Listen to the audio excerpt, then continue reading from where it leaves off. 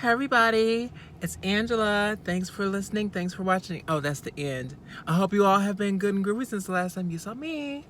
All right, let's get into it. I'm trying to find. It's early morning and the light is bright. Actually, it's not early morning. It's just before noon, and so the sun is out and bright. And something I think one of my tracks is irritating my ear, like the pen. Okay. So this video is about, let me scoot back. Let me get real comfortable and things. This video is about, I think I'm going to title this Advice from an Old Transsexual, Transgender Woman, something like that, just to make it catchy.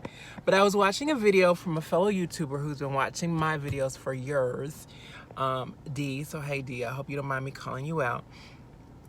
But I was watching one of your videos. I'm catching up because now I noticed that you're back to video making, and I don't know how I missed that. Excuse me. You made a video about, you've made several videos along the lines of just different kinds of dysphoria, weight gain and dysphoria at the job interview, dysphoria after leaving a relationship, and I've related to all of those. All of those are very real. But I was thinking about it. Some of the stuff that you were saying, I was thinking, oh my gosh, I've grown so past that. And I don't mean in any kind of like I'm above that. But I really think a lot of it, even this journey that I'm on, this gratitude journey,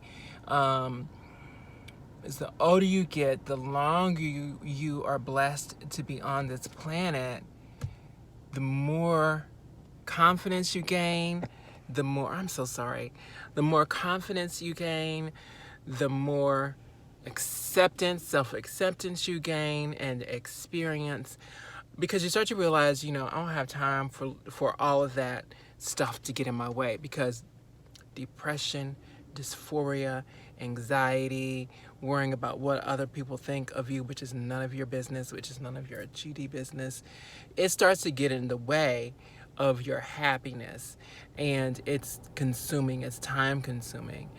And what I had to do, and what I advise anyone out there to do, is you have to make a decision that you are not gonna let these things take up too much time in your life. And as trans women, we have to remember that we get so caught up in our journey and everything feels so unique, which a lot of the struggles that we do deal with in life are unique to being trans, and it's hard out here for a trans woman. But everybody has shit that they go through. Everybody is dealing with something. Everyone has insecurities, to some degree. Now, I will say this. Some of the things that we have to deal with are just ridiculous and out of the norm and extreme. However, I think that's because if you are cisgendered, if you identify with the gender that you were born with and are heterosexual, those two things alone allow you to mask a lot of the insecurities and the issues that you may have because of your normalcy, right? Because everybody is dealing with similar shit and everybody is covering up in the same way and wearing similar masks. Maybe that's something for another video.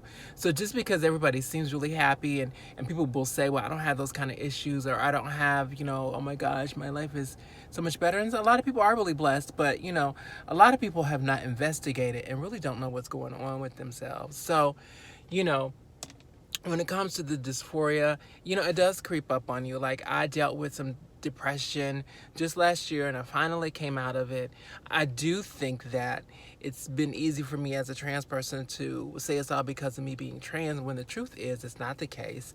I think some of it was just the fact that I had so many surgeries, and I've since learned that some people are really susceptible to side effects of anesthesia, and having 5 surgeries in 6 months, that's a lot of anesthesia. And it really it fucked me up.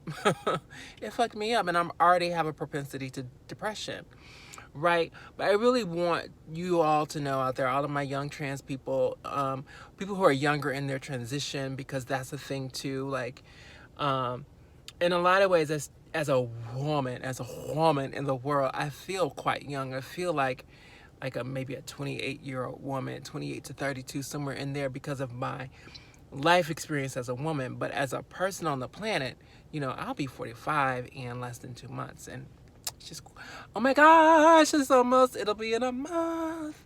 I'm so excited. I'm so excited.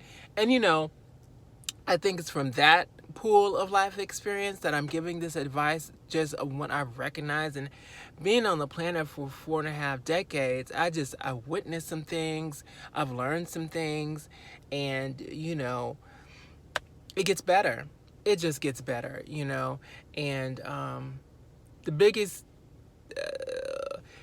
let me think of a good way to say this.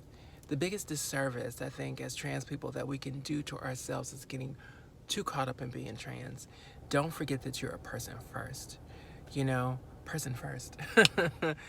That's kind of a reference to Bob the Drag Queen. First purse. Yes, I do like the drag queens. Person first. And don't forget that you're a person first. Before we knew we were trans, we were cis people, right? And in a way, I feel just as privileged as a cis person. I'm cis trans.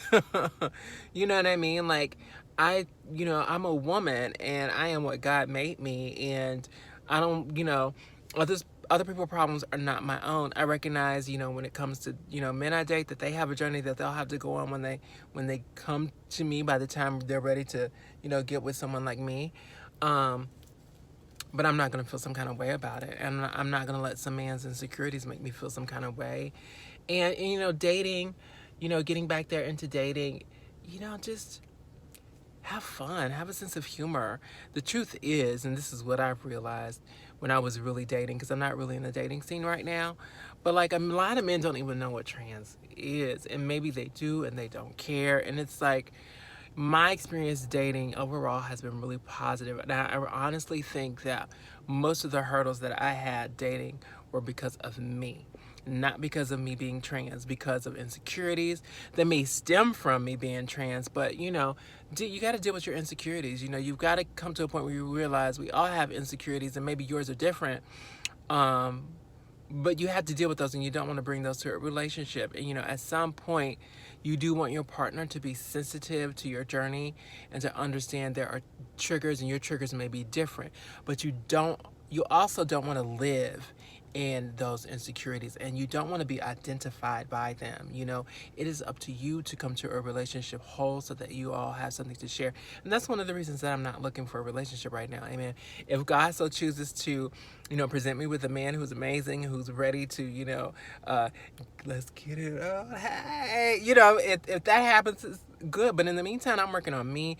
I'm working on making sure that I'm not bringing a bag full of insecurities to a relationship, and low confidence, and this is across the board. What I realize, a lot of men tend to just have better confidence, which I think comes from testosterone. I think it's more biological than anything else. But what I've seen when a lot of men have left women, it's confidence issues. What I'm not saying it's right. I'm just talking about what is. And the few relationships that I think have gone awry for me, have gone wrong, I think a lot of it has been my insecurities, and I've self-sabotaged those relationships. I just learned, talking with the guy who was like, an ex, Angela, you got your ways, you got your funny ways. And I was like, what you mean? What you mean I got my ways? I'm perfect. You have to heal yourself. And there's a lot of trauma as a trans person that, you bring to the table. And honestly, it's not up to your partner to heal that for you. You've got to take on that trauma yourself. It's up to you to heal you, boo.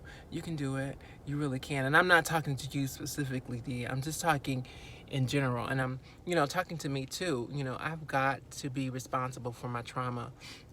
It happened to me. I've learned from it. It's a point of reference. I have forgiven those who have caused me trauma. I really have. Even when I sit here and I can feel it on my chest, maybe there's a little bit more that I need to forgive. But I'm not carrying it with me, I'm not carrying it with me. And here's the other thing about dysphoria and wondering what people think.